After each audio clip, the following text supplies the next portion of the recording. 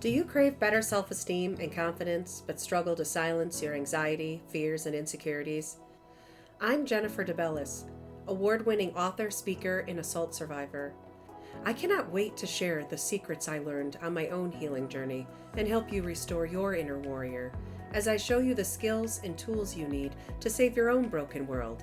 If you're ready to empower your inner warrior to overcome fear, doubt, and anxiety, turn off those distractions and tune in to this episode.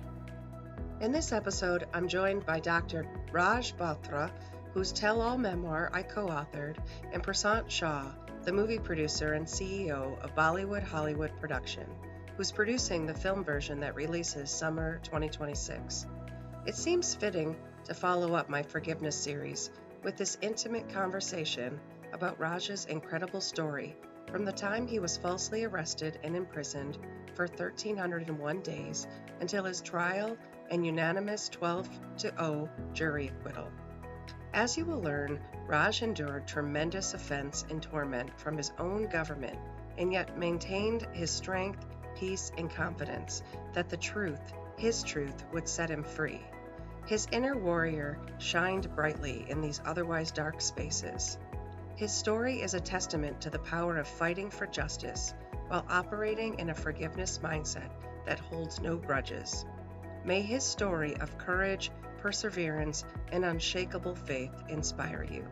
Find more about the book USA vs. Raj, which releases in a week, in the show notes below, as well as more on the film.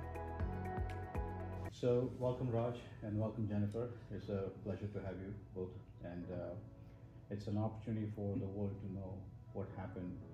There's always a doubt or a conviction or a philosophy of what to believe and what not to believe, because the media today is bought out, or media today is very different than the media 10 years ago, 15 years ago. And with social media, the way the news spreads, it's like you whisper something and all of a sudden the 10th person is talking about some fireworks somewhere, which never happened.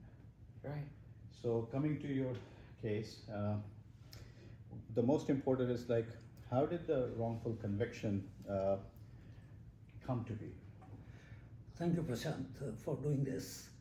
This was all of a sudden. I've been practicing here for the last at least 45 years. We never had any issue with the government.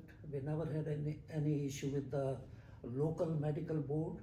We never had any audit by the Medicare or anything like that. It was a usual normal morning. I got up at 4:30 in the morning. I got ready, and at about 5:15, I got out of my house and sat in my car and I started driving, getting out of my driveway. And as soon as I did that, I saw a few vehicles, one particularly blocking the road from my subdivision. Okay. And there were a few people came out of that vehicle. They were very strong looking men with tattoos on their arm. And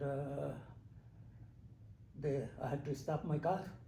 And I came out of the car and I said, "What's the matter? Is there any problem?" And they said, "Are you Dr. Rajendra Bothra?" I said, "Yes, I am. You are under arrest and we have a warrant for you." And I was flabbergasted. Nothing like that has ever happened. So I asked them, "Can I know what is the reason for this sudden arrest?" And they said, "No, we can't tell you anything. We'll take you to the court and the judge will tell you what the charges are. We cannot discuss anything with you." I thought for a minute. I realized that there is no point in arguing with them. So I made a request that can I inform my wife and my daughter of this situation. So they brought me back to my garage door. I called from there to Penny, my wife, and I said, "Come out, we have a problem here." So she came out and she was shocked. My daughter woke up, and she also came out, and she was already in tears, looking at what is going on, this thing. And then all these men were with you at your door? That at my door. Okay. at my door, not in my house. Right. But they didn't wait outside on the road. They came with you. They came on the driveway up to the garage door, and they did not come in the house. They did not search or anything like that. From that point of view, it was the regular procedure. So I talked to Penny and told them that nothing to worry about. I'll go to the court, and we'll be probably home in the morning. You get an attorney. Sonia was already crying, seeing all this kind of thing. And then they handcuffed me, asked me to put my arms around into the back, and they handcuffed me and they told me to get into the back seat of the car. Then they started driving, and there were 3 other cars followed, which is FBI cars, and they took me to the Eastern District Court in downtown Detroit. Now, given this, given the situation, what happened, you get handcuffed, they take you off. What was the immediate impact on your family, your immediate family, Pami and your wife and your daughter, Sonia? It was totally unbelievable to them that anything like that could happen. And how old was Sonia, your daughter? Sonia was at that time about 27. Okay. Yeah, she was about 27. And they could never imagine anything like that can happen. We have lived here in the same location. I worked in the same location for the last 40, 45, 50 years, and never had any issue of any kind with let alone the federal government, but any other authority. So they were shocked. So, and what was your experience being taken to the prison and taken into the court system, and for you to not know what is the reason? They would not tell you the reason. Even if you don't know the reason for 24 hours until they bring you in court, what was going through your mind at that point? Well, I thought that there is something wrong. There has not been any kind of investigation, and if they did anything, the government got it wrong. So I wasn't. I was concerned, but I was not that worried. I thought that I'll go to the court and there will be a bail, and then the process will go on. And we have never had any issue, and I will be home. It was, though, when the other doctors started showing up in the holding cell also, that things started to come together, and you said, oh, this has to do with the practice.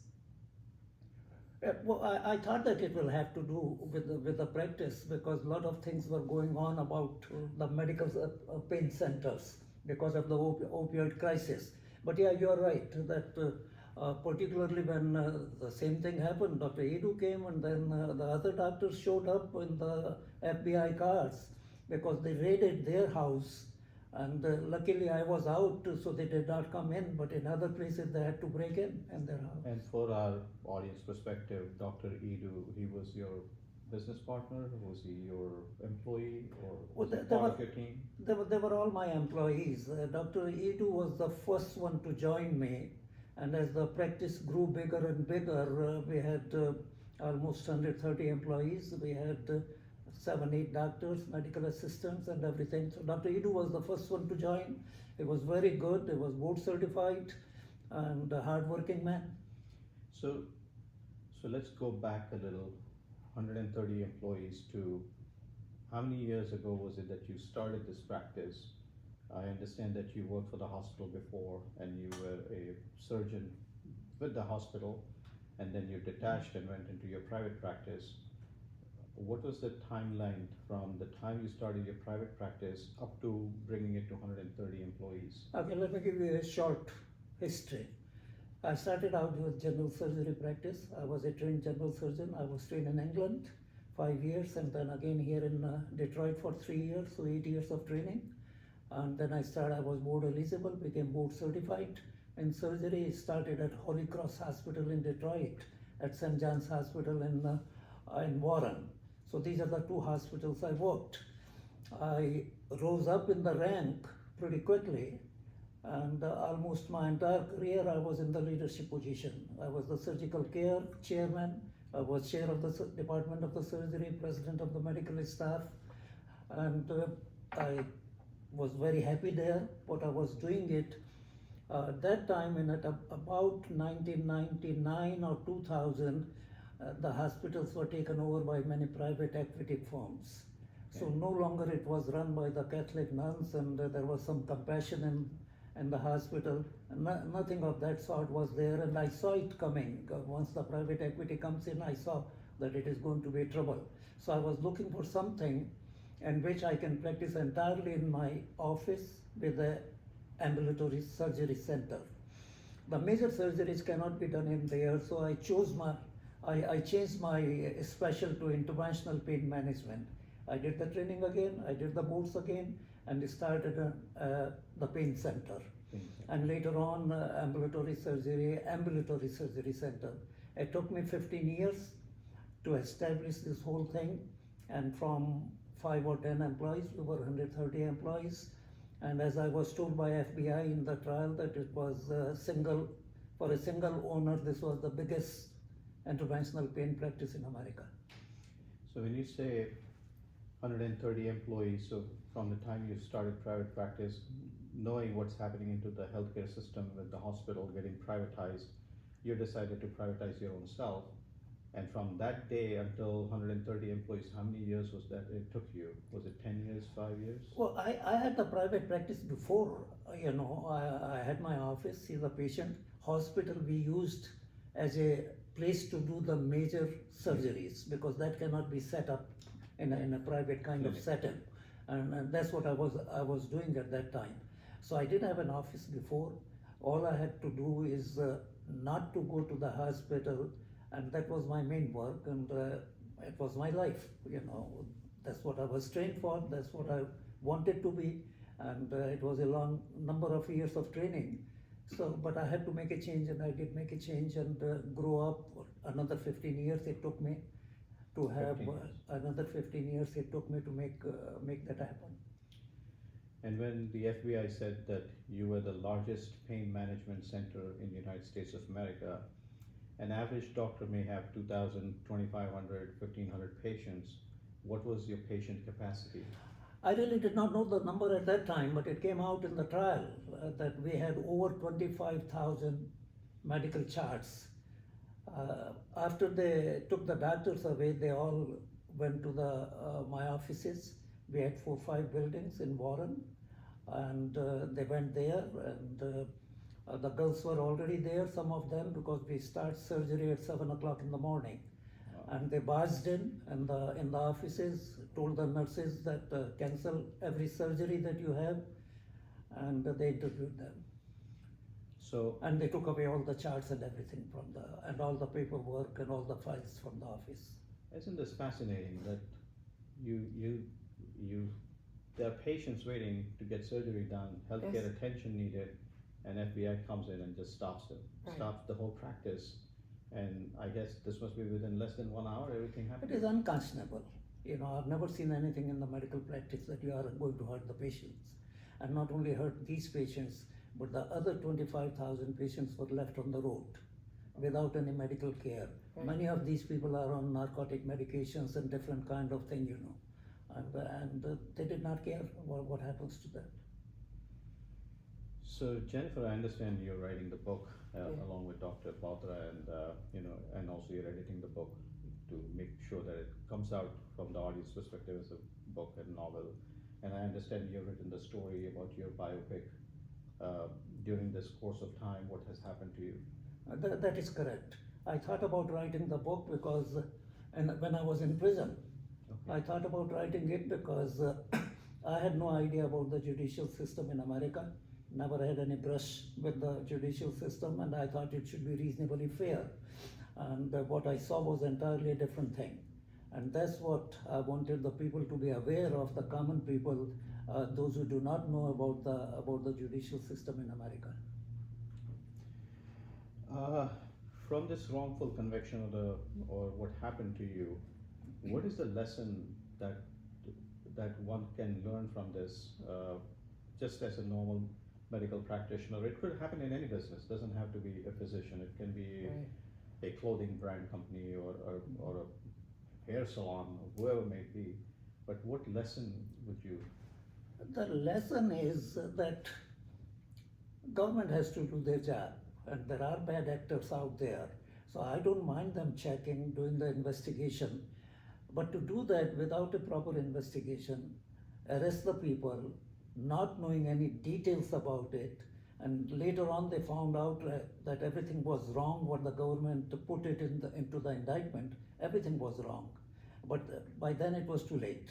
And government probably knew after about 2-3 months that they are wrong, but they made it a prestige issue.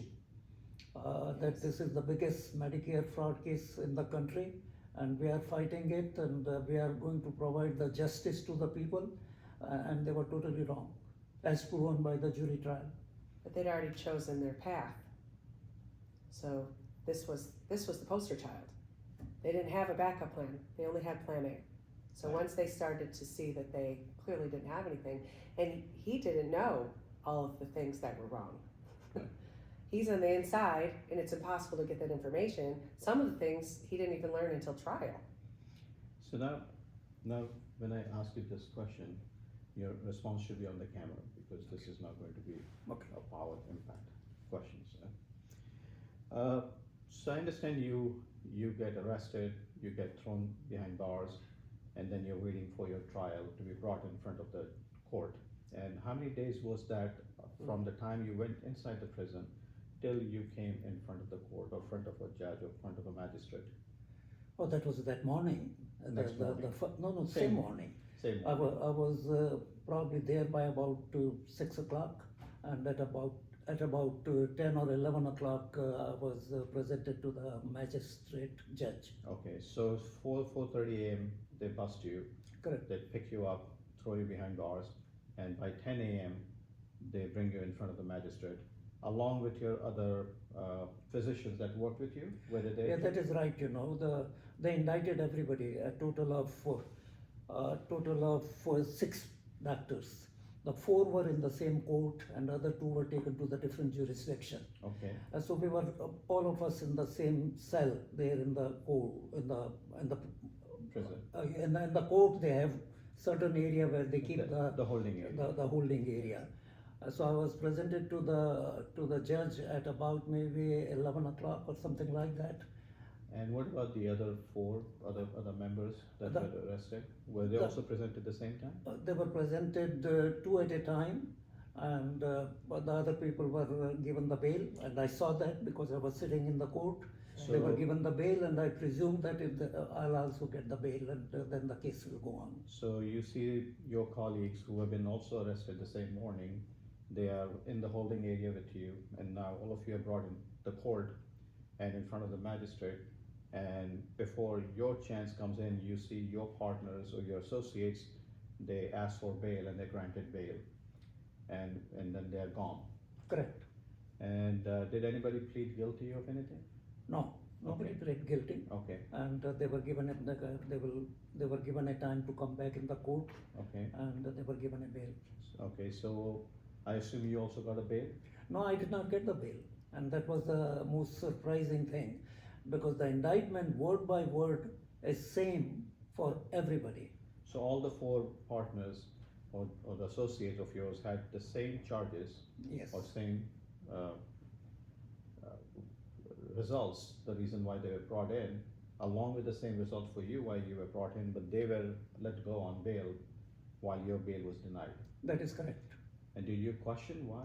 Well, I did. Okay. And I told my attorney who was with me, and I said, you need to let them know that the charges are the same, and why the bail is being denied to me. And at that time I saw that the prosecutor went and whispered something to the judge, and the judge made up her mind and said that you are a flight risk, and we're going to keep you for 3 days. Flight risk, but did you ask them to take your passport or surrender your passport?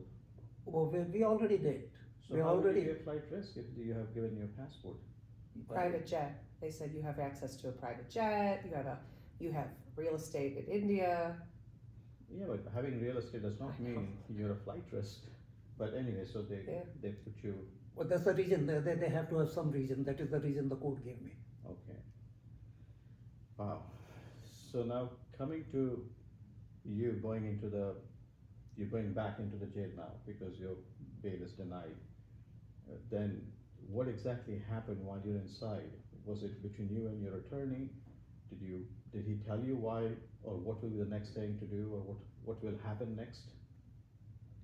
Yeah, they told me that you will be presented to the court in less than 3 days. You will be again presented to the court. There will be hearing, and you can present your case at that time.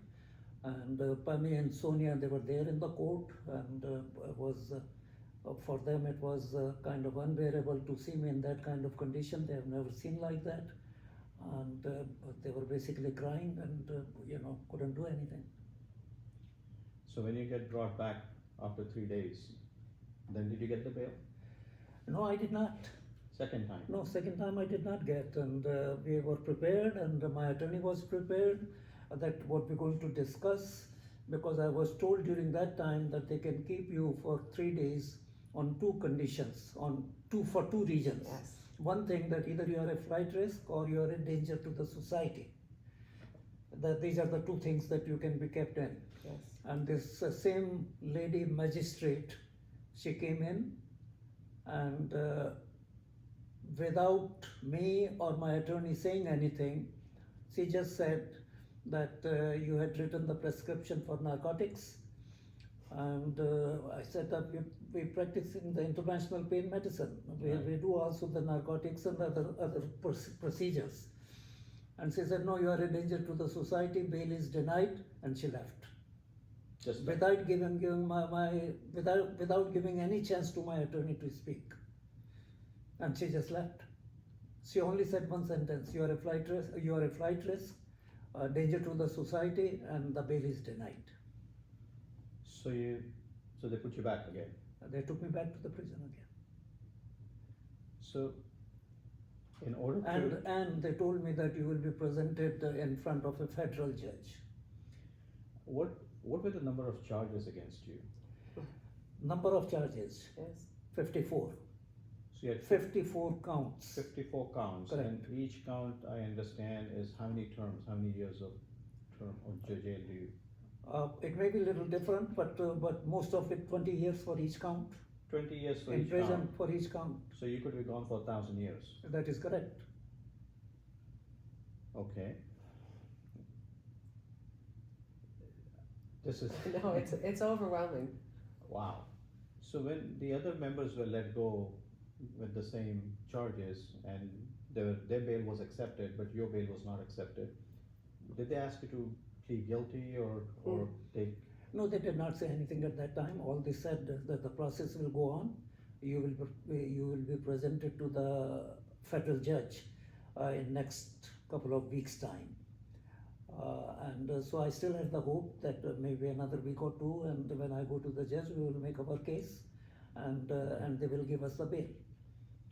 So now you are in hope that the local magistrate, the local county, all that will now go to federal level, and with federal level it will be much more wiser people or much more balanced understanding of your reasoning, and them looking at your convictions and looking at the 54 counts. So it must have been easy to deal with the federal judge.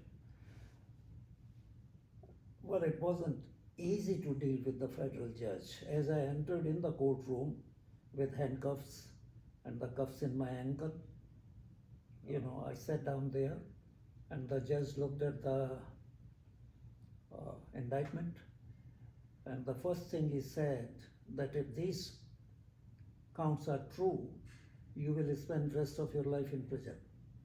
And I was kind of taken aback, why would he say anything like that? Yeah, why would he make a judgment like I that? have no idea, I was taken aback. And that a judge, a senior judge, saying something like that when nothing has happened yet, it hasn't gone to the trial, there is no discovery, nothing has happened, and why would he say that if it is correct, I thought that you are considered as an innocent unless you are proven guilty. Right. Nothing had happened till that time. Right. And eventually my attorney, who had known the judge for a long time, and he presented the case. He presented it well, and either in that same sitting or maybe there have been one more sitting, in that the judge finally agreed that he will give me the bail for $7 million. 7 million. Yeah. And I was told that that has never happened in the court, even for the murderers or rapists or anybody. So he put a bail of $7 million.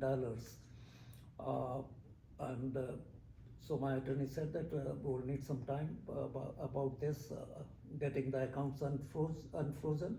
Because your accounts, bank accounts were frozen. Everything was frozen. So, given that the judge has offered to give you to have a payout of $7 million for you to get the bail, whether you have that 7 million or you don't have that 7 million, your bank account is frozen. You cannot financially function. What was happening to your family at that point? Well, it was very difficult for them, that what will happen. At that time, maybe it was only a couple of weeks or 3 weeks, but going forward, they will not have any money because their accounts and every account was frozen. They will have very hard time trying to get some money, so we were all very worried about it. So was it a point where there was no money to buy groceries? During a short period of time, Yeah. and till what happened in the future, that the bail was denied, and we can discuss about that. Okay.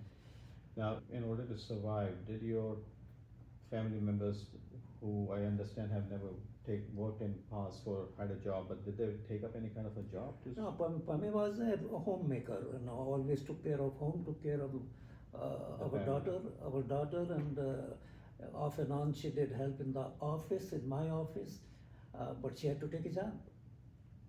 And was that a job where she would be comfortable working?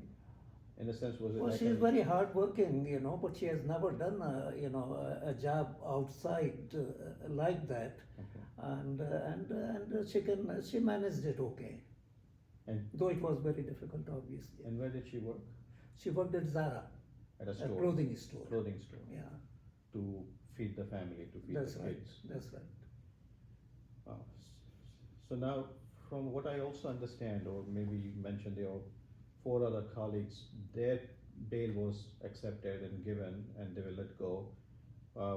Were there anyone else who had any kind of a plea? There was no difference between their charges or my charges. They did not take any plea. I did not take. We did not come to that level in the court. That they asked us to whether you're going to take the plea or not. At that time. At that Or time, at correct. this stage, everybody was just establishing with their attorneys what to do. So here you are with 54 counts going against you, and you're being tossed between one prison to another prison, and bail was denied 2 times, 3 times. How many times did your bail get denied? Well, thereafter, one time the bail was granted for $7 million, as I just told you. We made arrangement for that.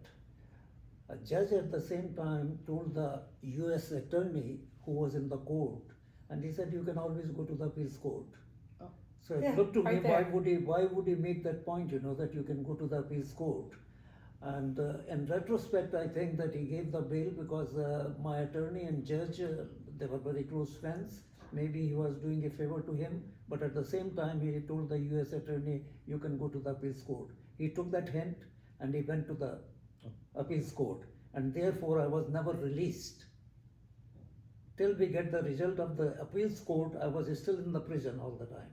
So even after you getting the bail granted and you're willing to pay, it still has to go through appeals court, and until the appeals court does not go through, you're still behind bars. That is correct. We signed the papers. I signed it for the bail and $7 million. I made arrangements for that. And but since he took the case immediately to the appeals court, I still have to go through the appeals court for the final judgment. Did the appeals court give the judgment in your favor? No, they did not. It took them another 2 months for them to give any kind of hearing and judgment. And their judgment was the same thing, that you are a flight risk and the bail is denied. Now, to put the time frame too when this happened, when this is happening, this puts us into March of 2019. What happened in March of 2019? Pandemic. Oh, yes. So it's all these things clashing together now. Wow. So now everything's there's a slowing down. Shortage of staff, shortage Yes. of people falling sick, and Yes. then keep distances Yes. to the point that that distance went 3 months after being approved for the bail, and then again denied after 3 months. Right. That is correct. How do you handle this situation mentally and emotionally? It was very, very difficult because up to that time I thought that I'll get a bail, whether I get it by the magistrate judge or I get by the appeals court, because there was no reason to keep me in when you let everybody else go with the same charges. Up to that point I was very frustrated, but I was not very much against what I saw in the Justice Department later on, that why would they keep me in, and I was very happy for my other people that they were out, but at the same time there was no reason to keep me in. And then it looked very difficult after that when the bail was denied in appeals court, because now the process is pretty long. It may take months, it may take years, but still I had little hope that constitutionally there is a right to the speedy trial. You cannot hold the people for a long period of time without trial. So I had the hope that maybe it may take another couple of months and I'll be out. 6 months is pretty much that's the cutoff. So so he's sitting there thinking, okay, worst case scenario, I'm halfway there. I'm hitting the 3-month mark. Right. They can't hold me for more than 6 months. That's just, there's no precedence for that. Right. That is correct. Right. Yeah. So 6 months will be the cap that will be cut off and Right. let you go and Correct. and take the bail, and then whatever the next process is. So did that happen in 6 months? No, nothing happened. I mean, either they should release in 6 months or they should take me to the trial. So they don't take you to trial, neither do they release you. So, Well, that kept on going for the next 3 years. so now 3 you've years. gone from 3 months to 6 months to 3 years. You don't have a bail, you don't have a trial, and there is no appeal for you to expedite the process. We filed 9 motions total in these 3.5 years for the bail, giving them the reason that I'm not a flight risk, I'm not danger to the society, and they had nothing to say about it, but kept on saying the same thing, that you are danger to the society, you are flight risk, and they kept on denying. It was a judge who presided over the trial, and he always did what the prosecutors wanted. And then, wanted them to. yeah, the last 18 months that he was awaiting the official trial that actually happened in June of 2022, or it started in May, right? May. Right before Memorial Day. There's 18 months of adjournments because all the attorneys on the outside, you've got to remember there are 6 different individuals here. Correct. So all of these attorneys are trying to get things in order, and you've got the federal government, you've got the prosecution throwing all this weird things that don't make sense, which I'm sure you're going to get to that. And they're like, wait a minute, we've got to look into this now. We need more time. So if you go back and you look at the transcripts, there are 18 months beyond some of the other adjournments that the trial just kept getting pushed and pushed and pushed from the outside because they needed to, get things in order. And so then it really wasn't in his control. It was at this point, it was 4 different teams of attorneys. So when you mentioned 4 different teams of attorney, but you had your own team of attorney. Of course. And did ever your team of attorneys or people who are assisting you show any kind of a lack of confidence or showed any kind of a negative energy saying that, Raj, you're going to lose? Or Well, this is about the time that I begin to lose faith and I begin to understand the judicial system. Okay, I found out by reading that it is very, very difficult to win from the federal government. 97% of the people will plead guilty, and Yes. those who go to the trial, 0.03% will win from the government. 0.03. And also, I saw that the government will use their entire power and their infrastructure and everything. And the culture that I found there, and that is the reason that I'm writing the book, the culture what I found in the judicial system is that they have got to win at any cost. They cannot lose against an ordinary citizen when the federal government is so powerful and has so many resources. And that culture is right from the beginning to end, from the top to the bottom, is there, and they just have to win the case, right or wrong, fair or unfair, moral or immoral. They just have to win the case. They cannot lose a case to an ordinary citizen. Very well said. So, an ordinary citizen with an extraordinary journey over here, Dr. Raj Bothra, it's fascinating to see that you were basically the case study or the monkey that they wanted to prove to the society that they have the power to do what they can. Well, as Jennifer was telling you, I was the poster child. Poster child. I was highly successful. I had money because of my hard work. Nobody gave me the money. I earned it by my hard work. And there was a narcotic crisis going on, so the government and the media, they have to show that they are doing a lot in the service of the people. So I was just the right kind of person for them. And the numbers were right. So when you talked about the size of his practice, over 25,000 clients, their comparable practices had between 250 to 1,500 patients. So if you can skew the numbers, which is it's all about, the whole thing was a game of skewing numbers. Right. If you can use the numbers from those small practices and not apply simple math to say, okay, now when we look at this 25,000 model, they were applying the same numbers as if these are alarms.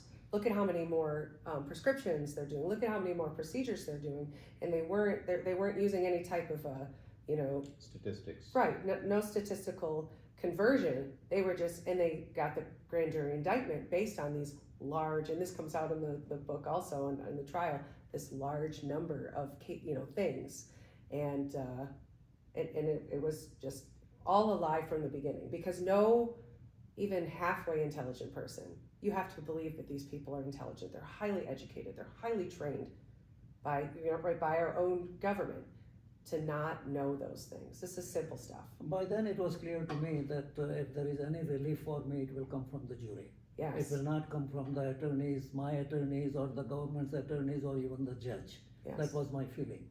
Because this culture is so ingrained in it that they will find a way to get a conviction. Before you mentioned that nobody gave you money, it's all your hard work, and I also see right behind you there's Mother Teresa that you've worked with, and you've done for the Mother Teresa Foundation.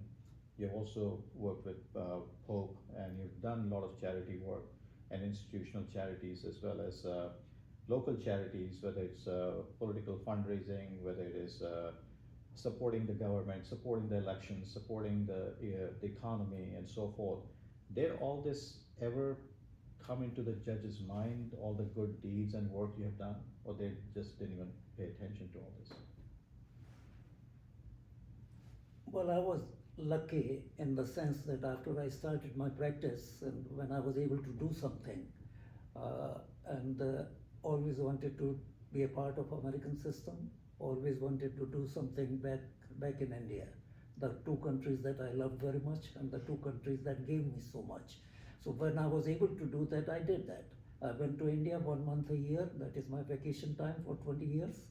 I was in the awareness campaign, starting from the drug abuse, then HIV/AIDS, then smoking, and then alcoholism. On that basis, the President of India awarded me the highest civilian honor of the country. Here in America, I was running a charitable foundation for the hospitals in India. I worked on the political side. I raised money for many candidates. I worked with them philosophically, with the Republican Party here locally in Michigan, and nationally in all the elections. Including with the Bush family. And I worked for Ronald Reagan when I came here. I always admired him. And after he became president, and George W. Bush, became George H.W. Bush, the senior one, became president. I was honored that George W. Bush came to my house, and we had Indian population, American people meeting with him, and then the junior Bush. So I worked all these people for last 30 years. So on one hand, you're supporting the charity foundations, you're supporting the government, you're being the loyal citizen, you're doing everything in the capacity to give the nation, whether it's India, whether it's America, your contribution and part of your proceeds all into the contribution as a good gesture. Did it ever feel a pinch in your heart that the system that you have been so generous with, the system is not listening to you or not respecting the value that you have, and forcefully denying 9 bails, denying every request you have, your bank accounts are frozen? Did you feel there was some kind of an injustice that was happening with you? Well, not in the beginning. I was doing this work because I had a debt to pay to India, because I was educated there, and they took care of me, sending me to the college. When I came here, I got my training here. I got my training in England, and I was very grateful. When you said debt, it was more of a moral debt, not financial debt. That is correct. Nothing financial in it, but yeah. It's a moral debt. Moral debt that I had to pay. So I wanted to do whatever I can do. I was fortunate to work with Mother Teresa for 15-20 years in India, and I adopted a little girl from her orphanage, Which is Sonia. when she was 6 months old, and today she is 35 years old lady, and she just had twins. So now you're a grandfather. Yeah, I'm grandfather now. More little girls. Beautiful little girls, yeah. So this is the reason that I was doing this work, but I realized that I don't need a reward for what I was doing it. I don't expect a reward, but the system should be fair.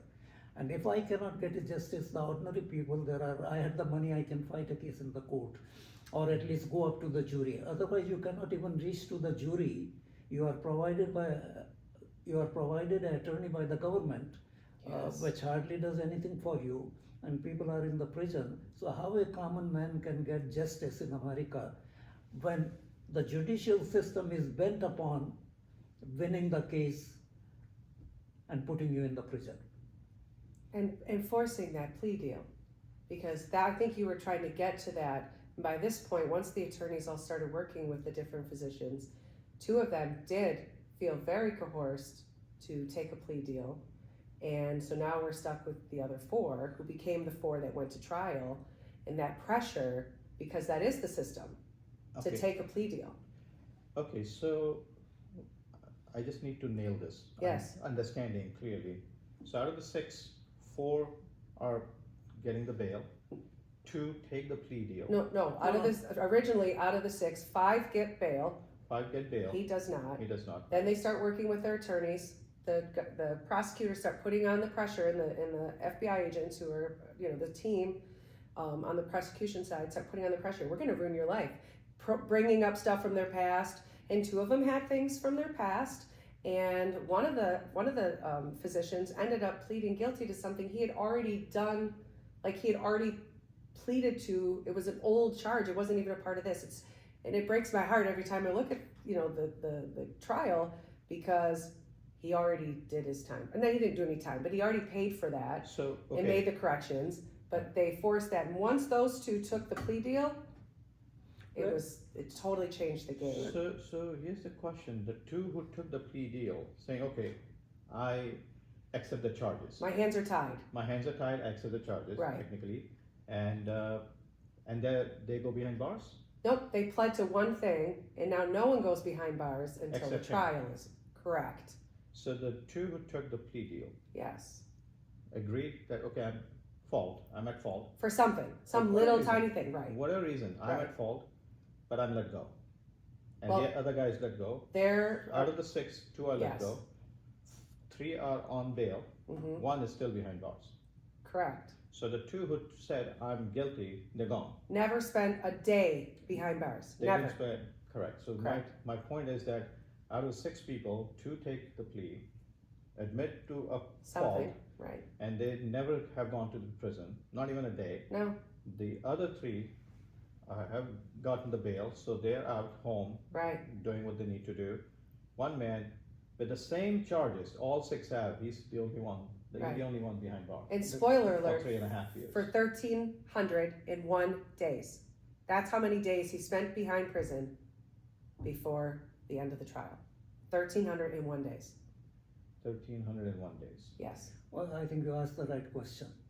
The people, those who pled guilty, admitting they are guilty of the crime. Right. Whether they were or not, that's a different thing, because there was a pressure on them from Right. the attorneys, from the judge, and from the Prosecutor. family and the financial situation. There are a number of reasons. And not only that, when they plead guilty, their sentence will be reduced depending on the judge, of course. At the same time, they make them speak against the fellow Right. defendants. So So they're made testifying against them. They made them speak against us, those who are still there, and forced to do that, because that's the only way they can get some leniency from the judge. This is how this police system works. It is a terrible thing, and the judges, the attorneys, and your own attorneys would want you to take the plea and be over with it. And the same thing happened in my case. You know, they forced me. I said, I'm never going to take the plea. I did not do anything wrong. They said, you will die in the prison. I said, so wait, I'll die in the prison, but I'm never going to take the plea. Their plan was that we can make them, force them to take the plea. If we keep him in the prison for that length of time, he will be broken and they will take the plea and we will declare a victory. Or he'll die in there. When I refused to do that, they went to my wife and to my daughter and had my daughter write a letter to me, who always opposed that, never take a plea, and she's the only person who encouraged me that you continue to fight. They went to my daughter, scared her to death that he will die in the prison, he will never come home. Give a letter and ask your dad to plead guilty, because you are the person who can convince him, otherwise he will never do that. Be reasonable. And did she write that letter to you? But she did, because she was scared She to was death. forced. She was scared to death. You know, she wrote a letter, gave it to my attorney, and that letter, I put it in the book, that letter, and you know, she did, and I knew that she did not want to do it, but she was scared. And these people forced her to do that. So it was a mindful tactics that they played, or Right. And these were at this point, this is the attorneys now, because this is right before trial started. So this letter that came from Sonia was right before the trial.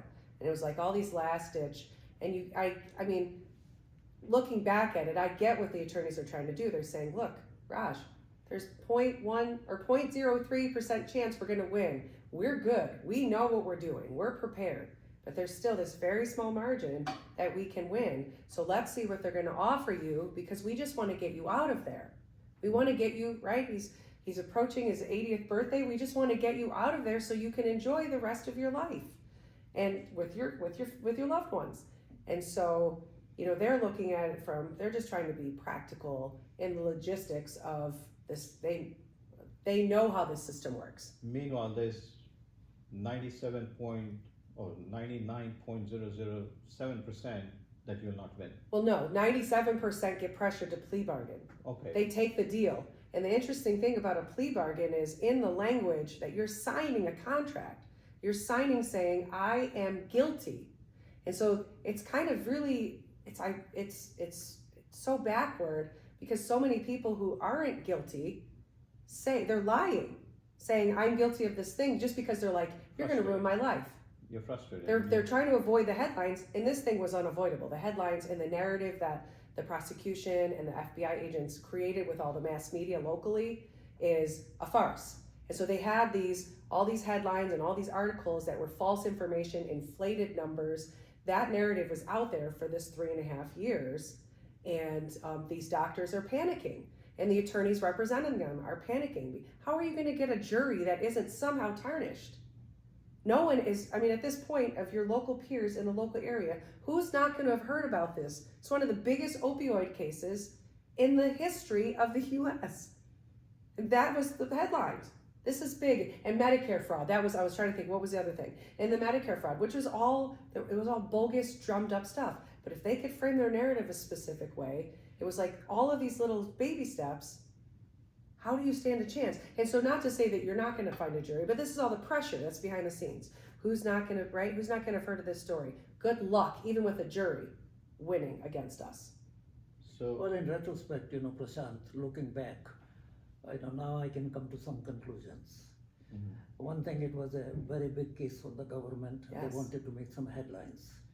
Then they thought that we can always get a plea deal because they will not be able to go through it. And that's what happened to the two people. When I totally refused, which they did not expect, they thought that I'll plead guilty. If I plead guilty, I was the boss there, other people were employees. Everybody else will have to plead Fall in guilty line. and government will win. But after 3 years, they realized that I'm never going to take a plea. I said, I come from an old country where we can die, but we don't do this kind of thing. so you won't bow your head. Yeah, I will never do that. And even if they tried through my daughter and my wife, they finally realized that he's not going to take the plea deal. So therefore, they had to arrange the trial. So thereafter, the trial came, and even then, they transferred me to another prison. After 2.5 years being in one place, in a new prison, one day after the trial, without my legal papers, without anything for me to prepare, and a new place. And it was such a horrible time, the 7 weeks. And my attorney says they transferred you because they were hoping you will die and they can declare victory. It came to that level. Mm-hmm. Wow. So the FBI, who was at your front yard, and the FBI who gave their statement against you to the court, was that officer ever brought to the stand? He never took the stand. He never took the stand. These people are supposed to be there. Oh, And we kept on saying, my attorney kept on saying, other attorneys kept on saying, where is he? And he never took the stand. 2 of them did. So there 2 was other did, not right. the main one. There were two gentlemen who were kind of like behind the scenes from the beginning, from the indictment. They were studying the practice for 5 years. Just to put that in perspective, they were studying the practice for 5 years. Never ran. I mean, there's so much protocol that you do to audit these doctors. They expect audits. They just happen all the time. And these audits, some of them can be run in 30 to 60 seconds. Just to put it in perspective. Like, right? How much can you accomplish in 36 seconds? They can do an audit to check for, in kind of a blind study way, to check for bad prescription or bad procedure, anything. They can check for anything. These things are in place for that reason.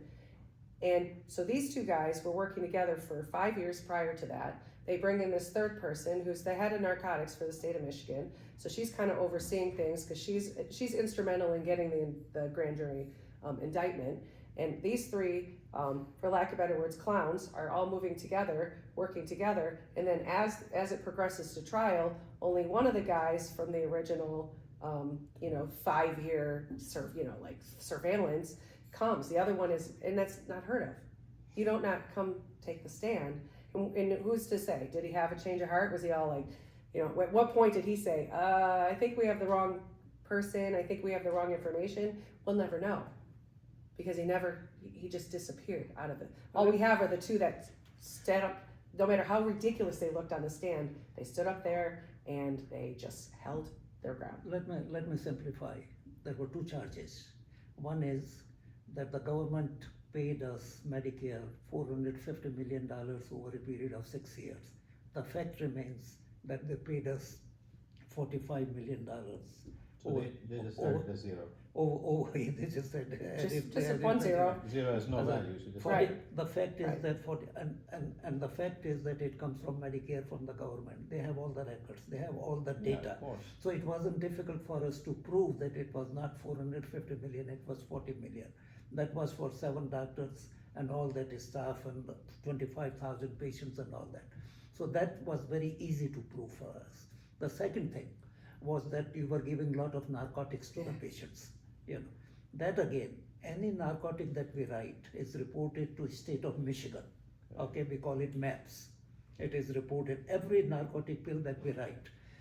What government was telling and what actually it was, the difference is that if we measure by equal amount of the medication given to each patient, the CDC recommends that you should be given about anywhere, 50 to 90 morphine milligram, then you are okay.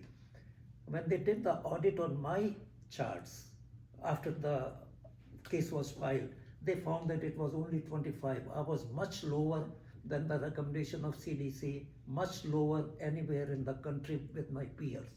When they found that out, and which they should have known because it is again the government data. Right. State government data. Medicare is the federal government data. This is state government data. It is coming from their source that they indicted me on, and which is clearly proving that these numbers are wrong. So I cannot believe that the government did not know that. Maybe they did not know. They filed an indictment. Then they came to know, but it was too late for them because they have to win the case. And these are guidelines that regular primary care physicians follow, not specialty doctors. They're not laws. And even the judge sometimes got confused when he was moderating this case, and the prosecutors kept getting confused because it was as if they broke laws, and these are guidelines. There's nothing in place. And in addition to the maps, the person who is entering everything into the maps is the pharmacist. And there was not one pharmacist brought into this case who was also on the line to say the pharmacist is the last line of defense. So if you suspect doctors are misprescribing, you have a responsibility to report that. And there was not one reporting in all of these, prescribed, and they also, when they quoted it, they counted every single pill.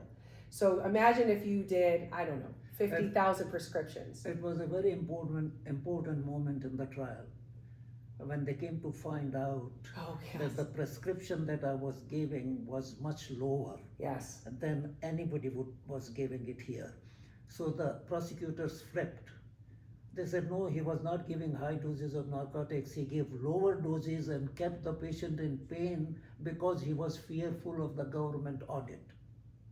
They just kept twisting it. They indicted on the charge of giving higher doses. Now they are giving lower doses, and still I'm a criminal. The jury laughed.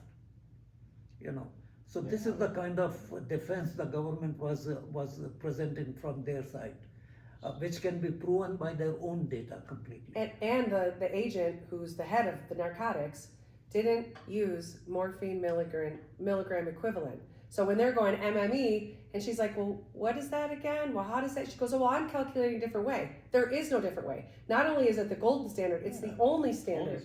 And so they were educating her on the stand, and it was like, how did this woman, how did she have her position for 28 years? It's not like it was 18 months, and she was just learning the ropes. 28 years in this industry, in that position.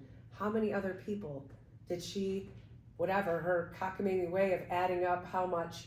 It was like she was looking at the dosage. So again, she's counting pills. If there are 30 pills in a bottle or 60 pills in a bottle. When they come to know, if we can prove it by their own data, I thought the judge would dismiss the case. Right. And judge at one point, the judge said, he excused the jury, and he said that the doctors did what they were supposed to do. I don't see anything wrong here. Unless there is something later in the trial about billing or something, there is no case. He told in the court, and I thought he will dismiss the case if he's saying that. Yes. But he continued. He said to the jury, and I'm so glad that the clerk kept that in there, because that didn't have to be a part of the transcripts. So when I saw that, I was like, oh, this is a little nugget, because they had a undercover operative who they were paying thousands of dollars to, and he was a druggie, and he was a hot mess on the stand. I mean, it was like, he's the classic character. And he didn't even let all the attorneys, he let one attorney open up with him to start the cross-examination after the prosecutor opened up. And then it was like the end of the day for that day. And he said he dismissed the jury, he just cleaned out the court, and he said, counsel, stay behind. And he said, look, this is a real blow for the government. This character, and I think he called him a character, was a train wreck for you guys. And if anything I see here, he goes, you have two charges to go after. And it was the billing And it was the two charges that affected you all, but it was the billing and something else, maybe the level of prescriptions. And he said everything else is a no-go. But he didn't dismiss the charges. So they still tried and this happened in the second week, like it was like a week and a half into the trial. Well, Jennifer, you are missing one point. Yes.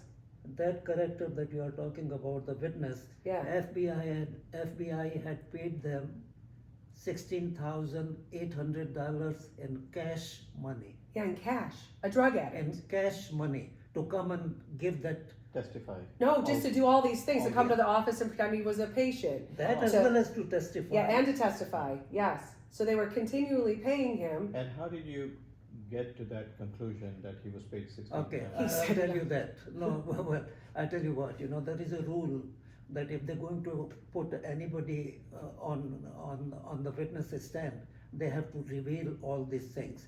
So what the prosecutors did, that 11:30 in the night, the day before it happened, they sent an email, because they have to inform by law.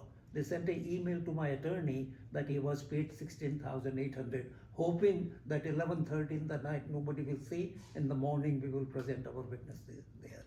Now, can you believe these kind of childish, activities? Every turn is like this. In judiciary, and it came out very clearly. And the attorney asked that, why did you get the cash payment? He said, because I go and buy cocaine and they don't take MasterCard or Visa.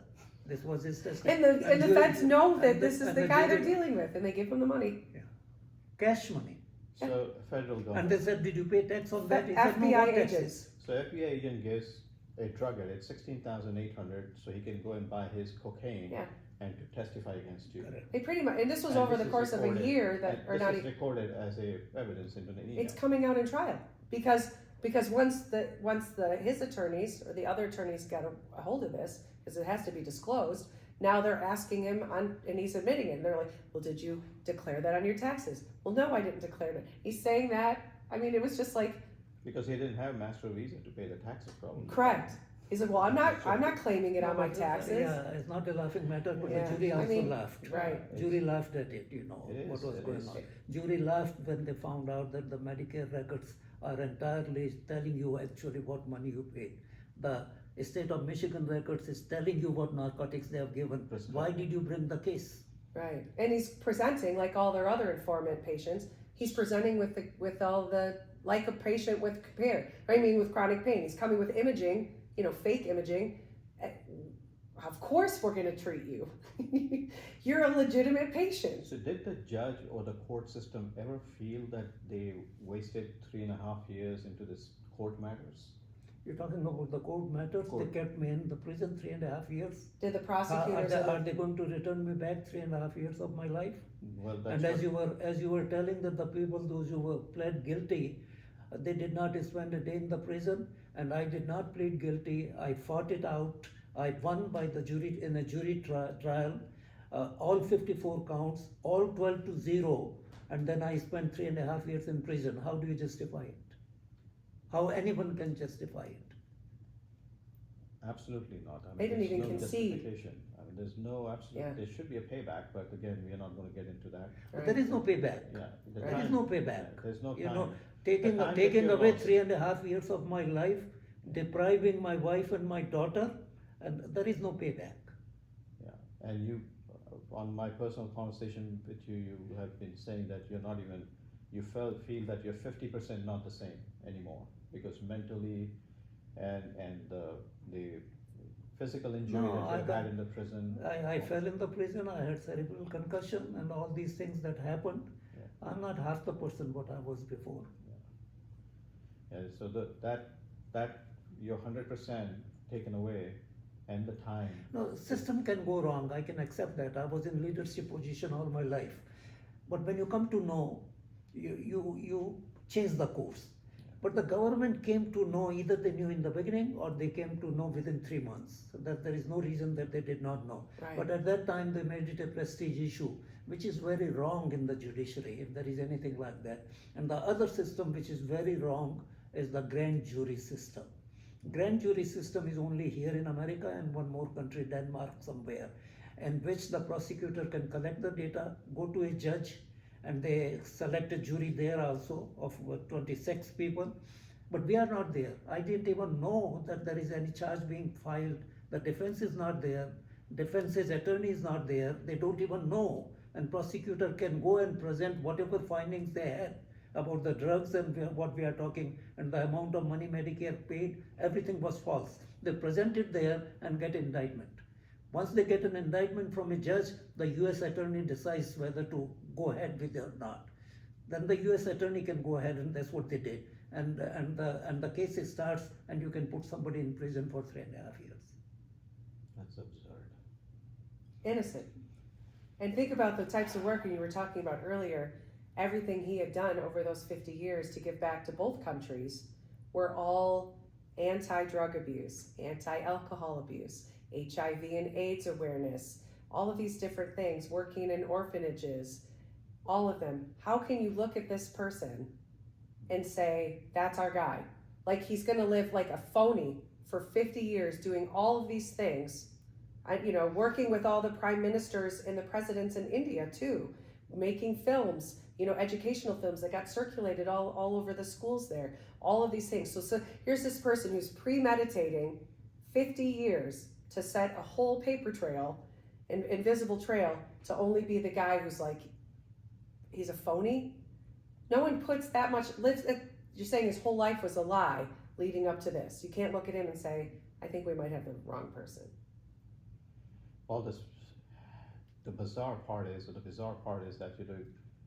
one morning the entire business of 50 years shuts down. Yes. And then how do you jump back after 3.5 years of gap? And one day you have all the surgeries that were positioned for on that day and coming weeks and coming months, they're all canceled. Now all those patients are stranded. You have 130 employees, they don't have a bread on the table, they're stranded. All of a sudden, your wife, your family. And 25,000 patients were left on the street. Right. So, given the condition and the situation, the story that he has, and you are an author, I understand, and your recent book is with Simon & Schuster and other publications, what made you go into this subject? I was home on the right night. So his friend had reached out to me. I direct a nonprofit in Detroit, which is a writers guild, and he had found our information online and he emailed me, and it was this very random, I get a lot of random emails, can you make me famous kind of things, can you help promote me?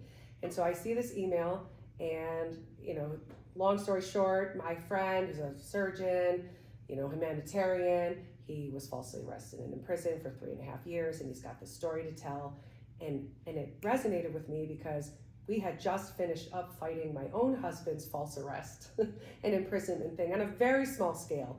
But so I'm a firm believer, and he was 100% innocent. And it was just in our case, it was a kind of an officer, long-standing thing, was finally getting a vendetta. And when I read that, immediately I was like, well, of course he's innocent. And so I emailed Trace back, and he said, can we hop on a call? And so we hopped on a call really quick, and we were talking, and my first thing I said is, of course I believe your friend's innocent.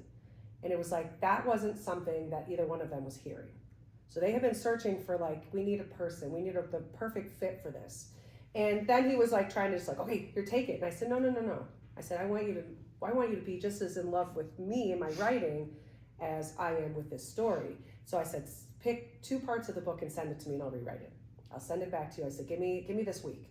I'll rewrite it. I'll send it back. And that's when I started spending time with that, I said, the book needs to start with the arrest, with the officers in the front. And it was December. I know you had said June in the beginning. That was when we were in trial. Right, it was December 6th. It was kind of a cold, crisp morning. And so I said, that's where it starts. So I just was like, I believe I can bring this book to life. I enjoy writing other people's books and getting into the character and helping my clients also get at, make those really big connections in their stories. And so initially it was, I thought we could be a good fit. And then it was like, what do you think? And at the time when I finally looked at the whole manuscript, it wasn't the whole manuscript, because we didn't have the trial in there in a big way. He had a lot of takeaways. You have to remember, he's under extreme stress during this 7.5 weeks of the trial. His memory isn't gonna be 100%. His focus and his perspective isn't gonna be on the whole picture. It's gonna be on things that, he's focused on.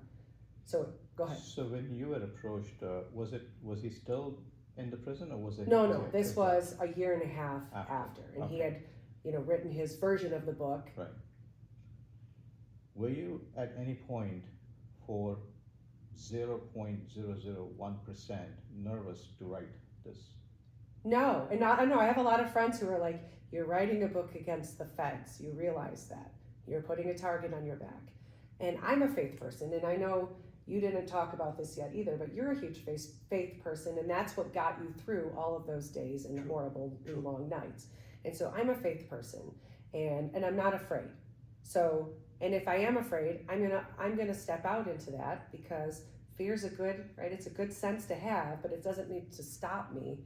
And so I think this story is really important, because it could happen to any one of us. Doesn't matter what industry you're in. And you don't even have to be, have a big surgery practice or a big interventional pain specialty. You can just be an ordinary person minding your own little business, and you're the target of something. They can make something up. Pick something. What do we need you for? It doesn't matter. So this is an important book, because this is the United States of America. This is the country, like you, like my husband. My kids are first generation. My husband was born in Italy. Lots of people migrate to the United States of America, where money just grows on trees. Opportunity is at every corner. And that idea that you can have any life you want here, if you work hard enough for it, if you just go out there and you just apply yourself, this is the country that this is happening to someone. It's unimaginable. And it's the stuff that most people say, oh, that's a conspiracy theory. Oh, we had to be guilty of something. No, it happens to innocent, good people. And that's the thing, good people. I think the whole idea of writing the book was bringing the awareness, to the general people. Those who do not know how the judicial system is basically corrupt. But it's more than that. Your whole story, his whole story is exceptional, and I know you're familiar with the story. But you have lived an exceptional life, and behind that has been you all the way. You've made a lot of incredible choices, done incredible things, and to think that someone could live and build that kind of life, it's not even just doing all the, I don't want to say right, that's not the right word, but doing all of these amazing things. A lot of them are selfless things. You weren't doing them just like, oh, I'm just going to build my legacy. Oh, I'm just going to build my glory. Those things just come into play. They're just right. They're a benefit that happens. You weren't working with Mother Teresa because you're like, oh, this is going to benefit my career. Nobody works with orphanages, goes through these impoverished areas for 20 years thinking, oh, this will look good on my resume. Right? We do those things because we're giving back to humanity. Basically, the awareness thing for India, as I said that, I left India, but India never left me. Yes, but I mean, you're very humble. I owed something back to the country, so I wanted to do that. And here, America has given me a lot. Right. Today, the opportunities I had here, I could have not had anywhere else. But I say, as a closing caption, America has given you a lot, but they can never give you back your 3.5 years. Yes. That is true. That's why we are writing the book, to make people aware that it doesn't happen to other people. Yes. Or to bring that awareness that we need change. Yes.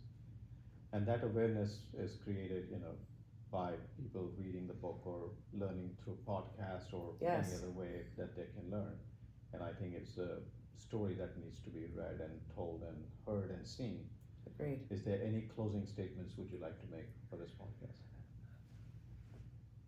The thing is, how would a common person, I had the resources and I had the family support, I had a lot of things behind me, so I could take it to that level. Yes. Whether I win or I lose, But how the common person who is living a reasonable life, doing a right thing, raising their children, getting them education, and serving their country. How could these people, when they get into this kind of thing, how would they ever come out of it when the culture has to be broken in the justice department? And I used to think that kind of culture comes in the people, those who are uneducated and Right. those who are brainwashed in that kind of thing, and mostly in the religious kind of things. But I'm really surprised that these highly educated, smart people in the judiciary, whether it is prosecutors, US attorney, of course the judges, highly educated. How did this become a theme in their entire system that they have got to win? It's not about winning. It's not about winning. It's about doing the right thing, doing the justice. And I don't know where they went wrong and came to this place, and how will they go back from there and just serve the people and do the right kind of thing. Well, it's a corrupt system, and they're the authorities in this corrupt system, and they are never going to relinquish that level of power and control. So the common man, it comes back to the common man. It's the people, we the people have to kind of rise up against that. We have to petition for those things. We have to show up in a bigger way. We have to be aware of what those power dynamics are and how they operate in it. And that's the thing, a lot of we're seeing some of these types of stories coming out right now. It's kind of there's a very timely time to come out with this book, because there's a lot of trending similar, stories, is that most of the stories, most of the thing about televised programming and stuff is always glorifying the police departments. It's always glorifying the prosecution. They're the do-good team. This has happened much more now in the last 10, 15, 20 years. Yes. Like weaponization of the government, as we have seen in the political side now, The government should never be weaponized. Justice Department should never be weaponized. But this is what has happened in the last 15 to 20 years, and it is really sad. And it is very difficult to take it back, once people have that kind of power, and they could do a lot of good, and they could do a lot of harm. Right. So it's a lot of little moving parts that each one of them has to be dismantled. Yeah, I hear what you're saying. They have to do a lot of good and less of a harm, but it seems that less of a harm in their mind is 3.5 years of somebody's life, or somebody who could be gone for the rest of their lives behind and have no mercy to it. Right, because not everybody survives. And rightfully you said that you had resources, but what about the guy who wouldn't have a resource? Or what about the average family? But that's where we need to take the message. Yes, and absolutely. hopefully the book and hopefully the film that you are planning on it will take that message out. And this is something that you cannot change it in months or years. It will take decades to come back to some kind of semblance of normalcy, if we keep on it and keep on working on these kind of things. Well, I'm sure the book is about 350 pages or so. Yes. There's a lot more to know than our 60-minute show. Okay, we look forward to your book and look forward to your reading, and I'm sure our audience is going to be not overwhelmed, but it'll be a interesting shock to see how a judicial system can frame a person with FBI involved and put you behind bars, and have 9 bails denied, and people who say that I'm guilty, they don't go behind bars, but the guy who says I'm not guilty serves 3.5 years and does not get a pardon until it's the jury who decides the final fate. And it's not the judge, it's not the court, but it's the jury. 12 people who are not from the only thing fair in the judicial system, in my opinion, and what I experienced in 3.5 years, is jury. These 12 common men and women, they do their job, they take their responsibility, they have no interest one side or another, and they have no interest in the power. This is the only group of people, those who are fair. Nothing else in judiciary that I saw. They're the only ones who don't work for them. Whether it was prison, whether it was administrative side, in terms of the prosecutors and attorney, and dare I say the judge, nothing that I found which was fair, except the jury. The only people who don't work for the government. I'm sure when your case was pardoned as or found not guilty by the jury, all 12 jurors on all 54 counts, at least the judge and the system was kind enough for you to walk up to the juror and thank them and handshake with them. No, I didn't get that. I was looking forward to it. No. I didn't get that opportunity because judge, after announcing, he said 54 times, he said not guilty. And then he said Dr. Raj Bothra is free to go. And he told the jury that you are excused. So he got the jury out before I had the opportunity to talk to any one of them and thank them. And I wanted to thank the judge and other people too. Whether I agreed with them or not agreed with them, that's a different thing. And he was stressed to give the verdict. When he read the paper that the foreman gave, he was beet red. And it took him a good 30 seconds. And that 30 seconds feels like eternity because he's reading it and he couldn't find his voice. He was so sure, even the judge sitting there for 7.5 weeks was so sure that something was going to go, that something was going to stick. And he had to read this verdict that shocked him. And then the prosecutor and the FBI agent who was there after the whole courtroom cleared out, because one of the attorneys went back in for his umbrella, sees the two of them and they're leaned over the jury box. He said if they had a heart, they would be crying and consoling each other, but they were just literally like baffled that they had lost the case. Like they couldn't believe that they had lost the case, and not because Which was the biggest, justice was actually finally served. which they claim to be the biggest fraud case in history of America. Right. Biggest fraud case in history of America. That's what the FBI and the government is going after you. It actually was the biggest Put fraud you- case on their end. On their end, and put you 3.5 years behind, but do not even give you 3.5 minutes to thank and acknowledge. Right. But hopefully once the book comes out, he'll have opportunities to cross paths with people who were involved in it, whether it's the jury or people who just were behind the scenes, and to say, I am so glad for this outcome. And I'm so glad that you're giving voice to this. I know that will happen. It happens. Well, thank you for this, and sorry to see. Thank you. But it's we look forward to the book and reading the book, and Yeah. I look forward to the. Thank you, Prashant. Yes, thank you very much for putting this together. Thank you, Jennifer. I hope you enjoyed today's episode. If so, don't forget to follow my channel. If this podcast inspired you, consider leaving a 5-star written review on Apple Podcasts. And as you go through your day, may your empowered spirit, heart, and mind guide you. Catch new episodes every Friday. Ciao.